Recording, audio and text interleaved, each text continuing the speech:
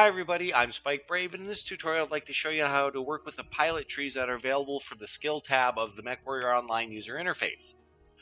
There's a couple special things I want to mention about this video before we get started, and we'll talk about those now. First of all, if you're looking to put a module on your battle mech, that is covered in my loadout tutorial, and I'll provide you a link to that in the description for this video, but this is how you unlock them so they're available for placement on your battle mech.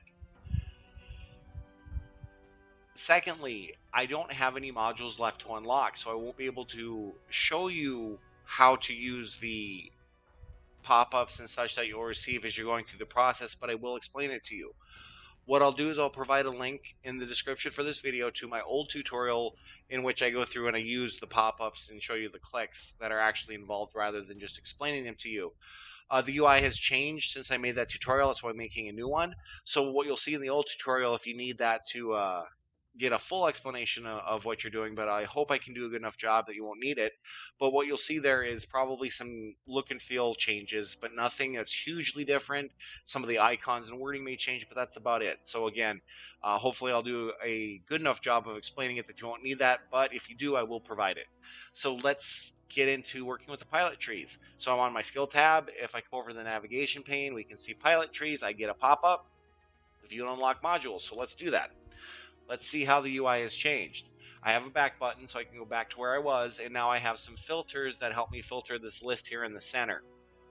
And again, I have a picture of my Zeus, but it has no impact on what I'm doing. What I'm doing is only affected by what I'm clicking here on the center pane. So let's talk about these filters. First of all, we have all, and that shows all the modules. Now I'll scroll through this list a little bit, and you can see there's a bunch of modules. It's kind of unwieldy, so let's start filtering them.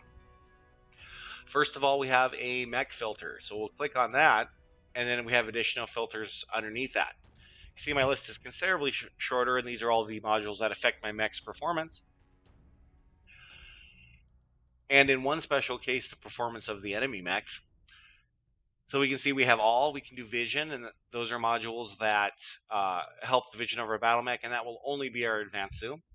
We have target, and this is the case in which it affects an enemy battle mech.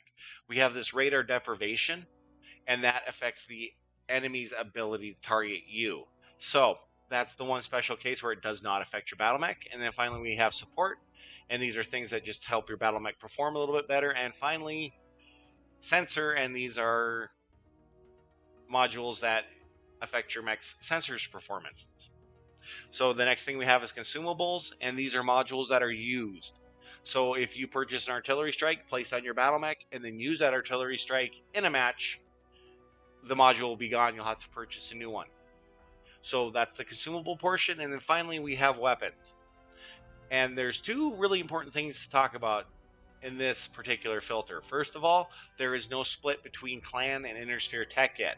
So what you'll want to do is, if you're looking for modules that improve your clan weapons, look for a CL in the name. And we'll talk more about the names when we get over to discussing the info boxes, but keep that in mind that all the texts are together, so there's no way to split out just clan or intersphere. It's all in the same spot.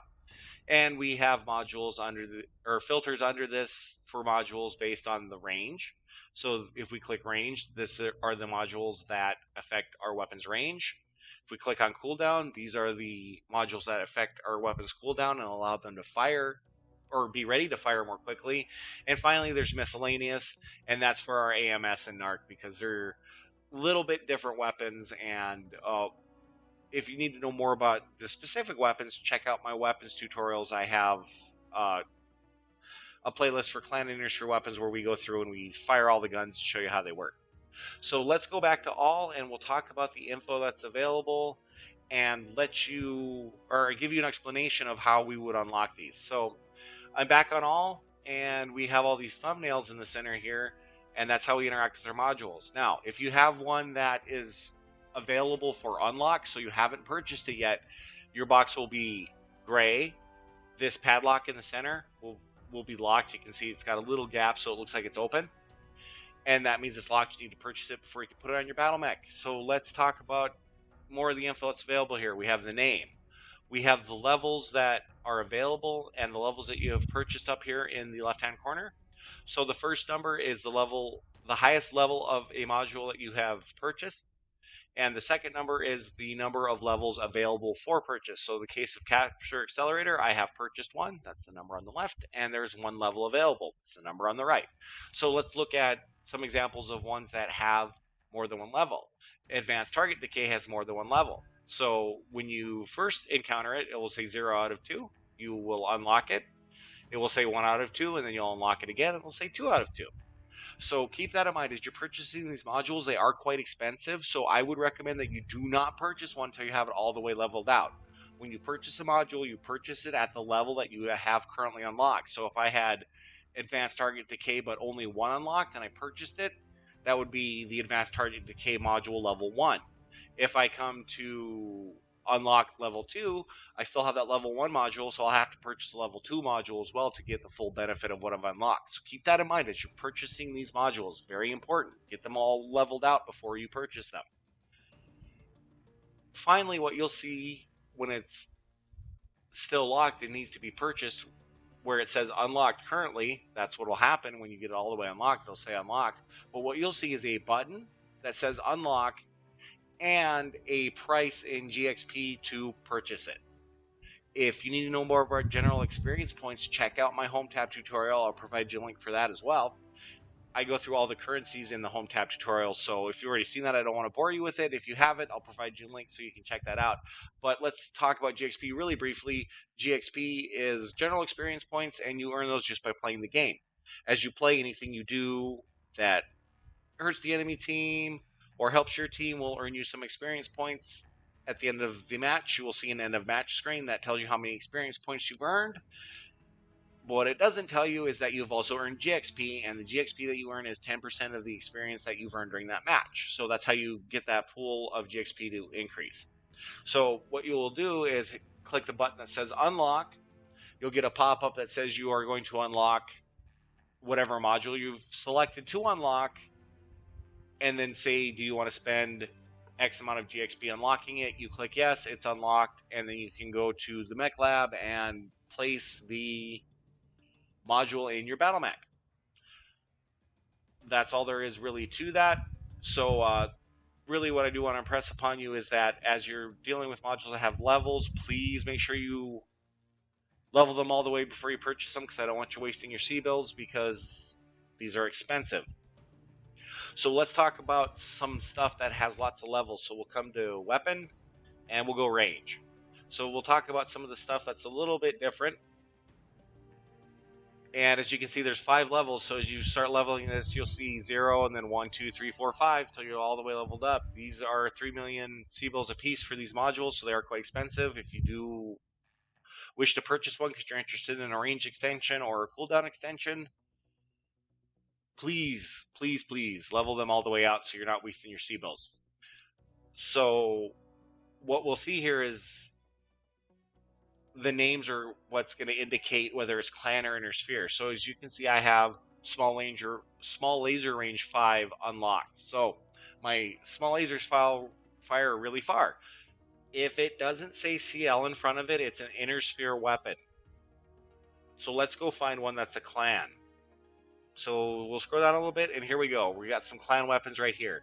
It says CL in front of it. So this is clan small pulse laser. So keep in mind, if you're looking for clan or inner sphere, look for that CL. It'll tell you.